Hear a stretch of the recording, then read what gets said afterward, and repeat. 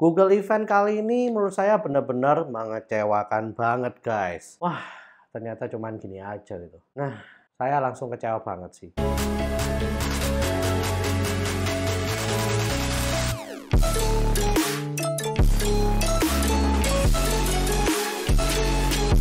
Yo guys, balik lagi dengan Billy di sini dan kali ini kita akan membahas tentang Google Event Live in Paris. Oke, langsung aja. Google Event kali ini menurut saya benar-benar mengecewakan banget guys.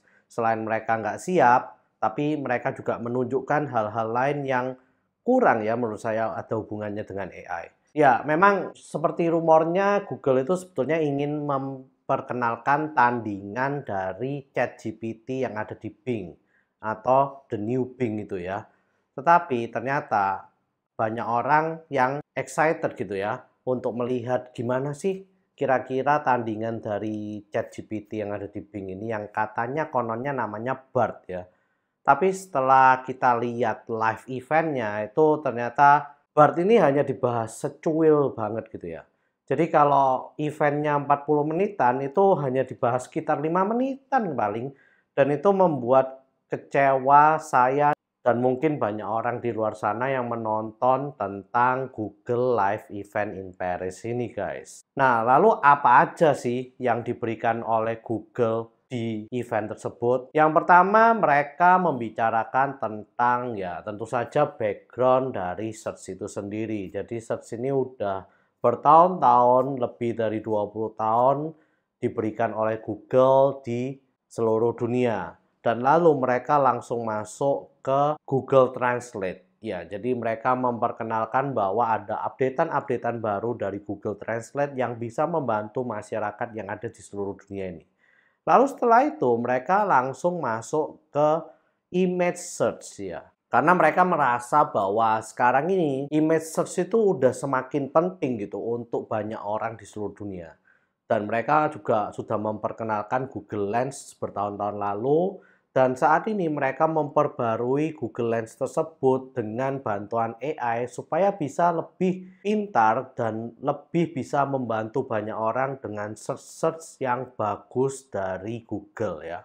Jadi nantinya Google Lens ini tidak hanya sebatas aplikasi guys, tapi juga bisa diberikan secara sistem wide di Android phone. Jadi kalau misalnya ada teman kalian mengirim sebuah gambar atau video nantinya, dari gambar atau video tersebut langsung kalian bisa search dengan menggunakan Google Lens yang ada di sistem. Jadi sistemnya akan secara otomatis memberikan prompt gitu ya, atau masukan ini gambar ini kelihatannya ada dari sini, atau ada barang ini, atau mau search yang bagian mana. Itu secara sistem Google Lens akan bisa membantu guys.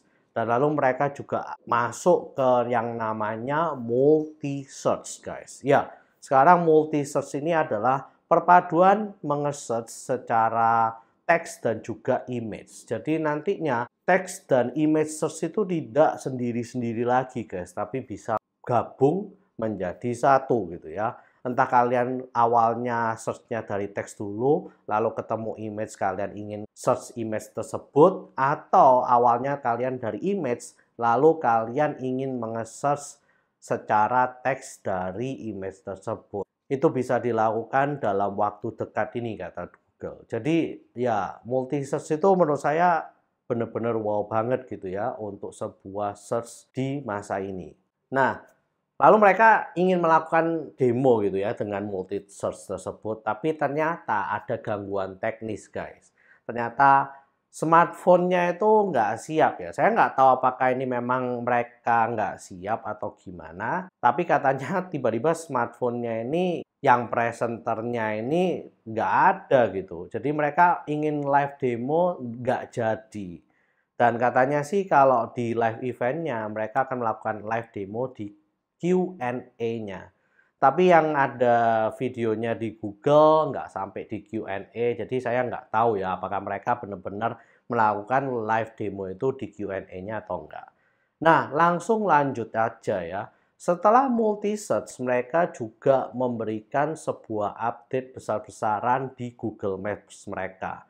sekarang Google Maps mereka ini jadi lebih mirip ya dengan yang namanya Apple Maps. Tapi kalau saya lihat itu 3D rendernya sih kayaknya bagusan di Google ya kalau melalui demonya kemarin yang dilihatkan itu. Lalu juga dari sana mereka juga memperkenalkan live in view store-nya itu ya. Jadi kalau misalnya kalian masuk ke toko-toko, terus habis gitu masuk ke gedung bagian dalamnya, entah airport atau apapun, itu nanti bisa ada live in view-nya guys. Jadi nggak kayak jalan doang nanti, tapi bagian dalam sebuah toko itu bisa ada. Tapi tentu saja nggak di seluruh dunia ya guys. Jadi hanya beberapa kota atau negara saja untuk sementara. Tapi untuk airport-airport besar seperti di Singapura, di Amerika, dan di lain-lain itu sudah mendukung hal ini. Dan juga Google memperkenalkan sebuah AR view ya.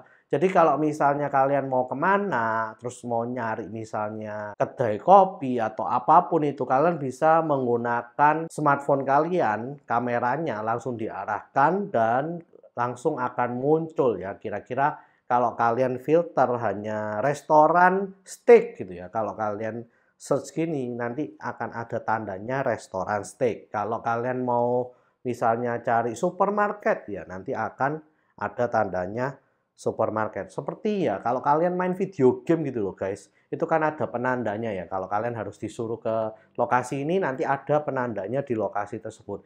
Ya kira-kira AR-nya seperti itu guys, dan menurut saya itu juga wow banget.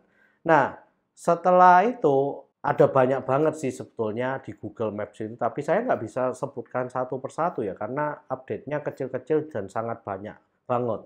Termasuk ada yang dari untuk mencari chargeran EV terdekat dan lain-lain itu pokoknya banyak banget deh yang ditawarkan oleh Google di Google Maps-nya. Lah lalu gimana? Katanya ada AI-nya itu yang katanya BART tuh. Iya, saya lupa.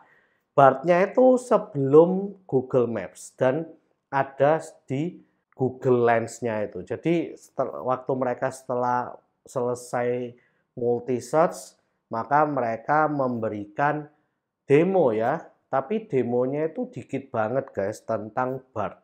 Mereka menjelaskan asal-usul dari BART yang dari Lambda, lalu menjadi BART, menjadi conversational AI. Dan ternyata katanya BART ini sekarang udah dibagikan oleh beberapa trusted sources saja ya, trusted tester namanya. Nah, jadi nggak semua orang bisa mengakses hal itu guys, tapi mereka menunjukkan demo sedikit kira-kira apa yang bisa dilakukan BART.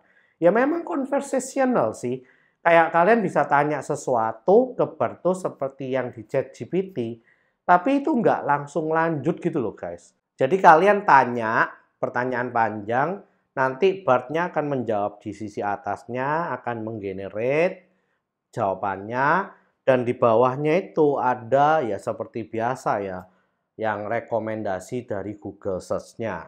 Nah, tapi mereka nggak menunjukkan kira-kira gimana kalau saya setelah tanya ini, saya tanya lagi di search box-nya itu.